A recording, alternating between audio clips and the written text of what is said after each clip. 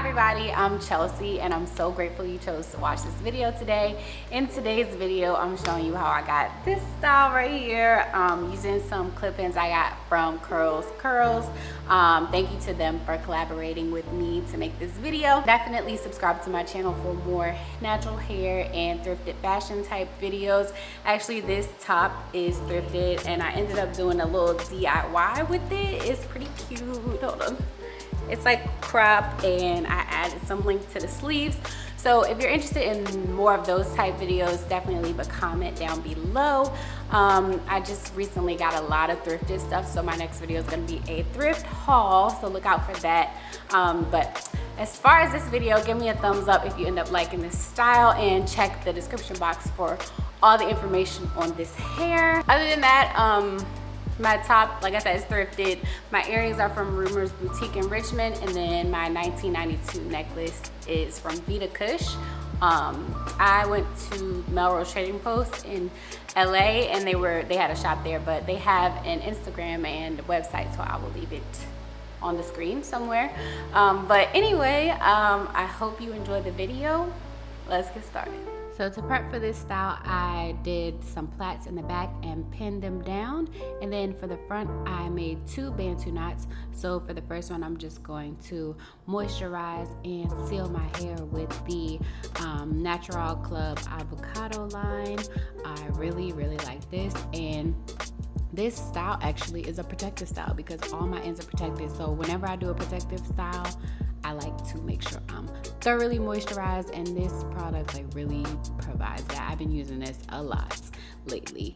So I'm just going to detangle that and then make a ponytail, and I want to lay it down. So I'm gonna use some Eco Styler gel so that it's nice and flat and smooth in the front, and then just brush that in as well. And the combination of these products was kind of nice. Like my hair felt good and it looked nice and sleek.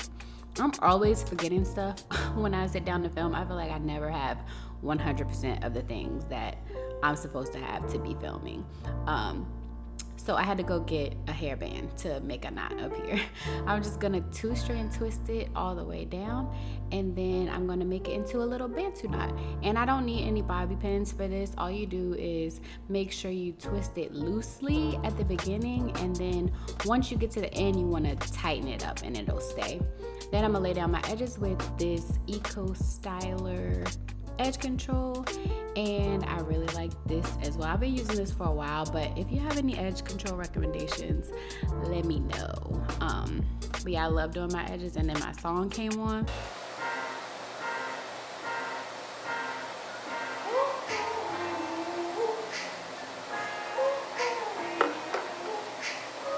Yeah, so I'm just going to tie those edges down while I work on the hair. So I co-washed this hair the same day I got it, or the same day I styled it, I mean, and I used the Argan Oil of Morocco conditioner. I always use this on my weave. So I'm just gonna apply a good amount of that to both sides and work it through at the same time, detangling with my fingers. And you can see all the details for this hair is on the screen. I co-washed it pretty good, and then I'm gonna leave it for 5 minutes to just condition and soften before I rinse it out. And the hair felt really good. Like it didn't feel like it was really dirty to begin with. But you still always want to make sure you wash your hair before you put it in your head, because you never know. And I'm just going to t-shirt dry it because I'm treating it just like I would my natural hair. This texture is supposed to be like a 3C/4A, and there was very minimal shedding, which is great. So I'm setting the hair on this little spool thing I use for my feed-in braids because I didn't want to have to sit under the dryer. So I'm gonna use this Leave-In by Camille Rose and this Foaming Mousse by Cantu to set the hair on some flexi rods. And I did detangle it. It wasn't hard to detangle, but I guess when I think of somebody having 3C hair, I feel like they have an easier journey. But you know, I feel like you still need to do it ends to roots and it'll be fine. So I'm using these bigger size flexi rods, the purple ones, and I'm just gonna wrap the end tightly around the bottom of the flexi rod and then close it off before I roll it all the way up to the top. And I was struggling with this spool. I was thinking to myself, I might as well have just put them on my head, but I really did not want to sit under the dryer. And you'll see what I did to dry these.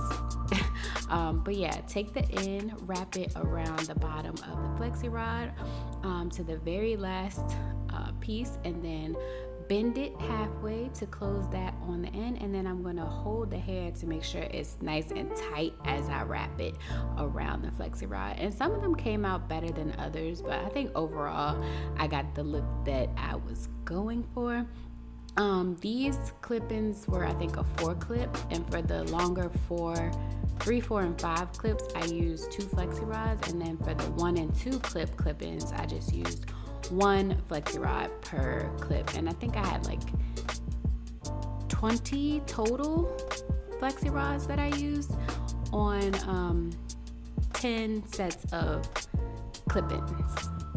And since this was a same day style, I'm going to now dry the hair that I set on the flexi rods. And I'm using this blow dryer attachment. You can use it on your head, but I found it really simple to use to dry these flexi rods. You literally just put them in there, attach it to your dryer, turn it on, and I left it in for 1 hour and they set so pretty. This is out of focus, I'm sorry, but you can see the curls came out nice and tight. Some of them were better than others, but that's okay. They turned out really good overall. So now I'm putting them in. I started with a 2 clip-in at the bottom, then followed that up with a 3 clip-in above that, another 3 clip above that. I'm really just like measuring the width of my head to the length of the clip-in and just applying it so that it matches. So the next one was a 4 clip-in, and then on top of that I'm going to put a 5 clip-in, and this is like to span the middle of my head. And putting these in is like super easy. I would say don't put it all the way down on your scalp because it can get sore, but snap it right over top of your hair. Just don't put too much hair in it or it won't clamp down and it won't be secure.